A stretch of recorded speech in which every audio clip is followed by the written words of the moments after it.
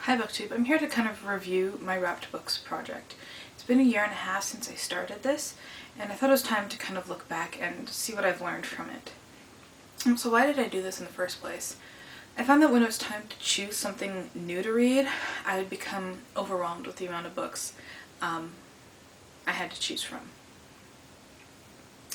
I don't believe in limiting my TBR, and reducing the amount of books on my TBR, because actually the thought of not having enough books is more frightening to me than the thought of not being able to read every single book on my shelf. So I had a lot of choice, and I found that I was avoiding certain books, particularly long books or non-fiction books. So by wrapping my books, I wasn't as overwhelming because there's not a lot of choice, right? Or you can't tell whether this book is non-fiction or if this book's science fiction, So now I can no longer choose based on title or based on what the cover looks like. I also began using random number generators, so that would eliminate the choice even further. So I'd get a number referencing a shelf, and then referencing a book, and that would also help me avoid books that were larger in size. It also made it more exciting picking books because they felt like presents to myself. I'm unwrapping a new book each time, and I know what books I own, but I don't know what book I'm currently holding in my hands. So what were some of the pros of wrapping my books? So one, it's like a new present each time I open my book, which makes me excited to read, and that's a really good feeling, and it makes reading slumps less likely to happen, right, if you got that excitement to read. I've been reading books that I would otherwise have put off due to their difficulty or to their length or to their genre. I don't know when I would have willingly picked up a Faulkner book, but I actually ended up reading 2 of them last year, and I really enjoy them. They're some of my favorite books. It's also exposing books that I'm no longer interested in. If I don't feel that spark of joy when I open the book and I just go, oh, then I know that I don't want that book anymore and I don't want to read that book, and I get rid of it. So that's also a good way to unhaul. A purely aesthetic look, I actually like the look of the brown books on my shelf, and they're a great conversation starter. If people come over and they see that, or if I share a picture of my shelf, people always ask, what's up with all those books on your shelf that are brown, or why are they wrapped? And it gives me an opportunity to then talk about reading and to share ideas and stuff, so it's really cool. What are some of the cons or the challenges of having my books wrapped? So first of all, I can't really participate in themed readathons or readathons with challenges because I don't know what books are behind the brown paper.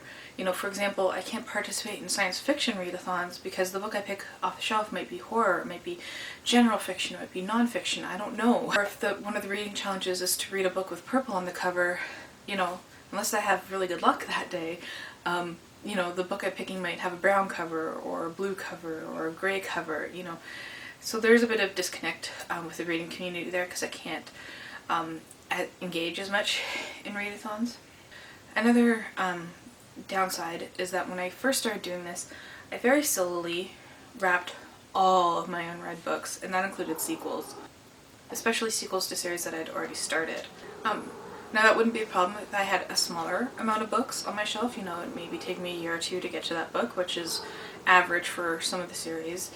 But according to my current calculations, it's going to take me about 7 years to finish all the books on my shelf. So that means I might not get to the second book or the last book in a series that I've already started for 7 years, which is too long of a period for me. So yeah, that was another con. The last negative is that I don't know what books are on my shelves. I can't look and see if I own a book. I have to kind of rely on my memory as to whether I own it or not. My memory is quite good when it comes to knowing if I own a book or not, but I still may end up buying double or triple copies of a book on my shelf. And that's okay because then, if I unwrap it again and I know I've already read it, I can either reread it if I really want to, or I can just get rid of that copy and, keep whichever cover has the nicest one. So what are some things I can do differently to continue with this project into this year? I could always rely on ebooks, or I could reread books if I really want to participate in readathons. I have a pretty good collection of both of those that I could pull from to meet these challenges. And in regards to the sequels, I've decided for the sequels that I really want to read, I'll just buy them. Again, they're really easy to find in used bookstores or in thrift stores. Or you can find ebook copies or even audiobook copies of those, so I don't have to wait to continue to read these series. Will I continue with this project? Yes, obviously. I spent a lot of time wrapping these books. It took a lot of time to do that. And I'm not going to spend all that time unwrapping them. The positives for me definitely outweigh the negatives, as there's some ways I can work around the cons and the challenges that come with having all your unread books wrapped.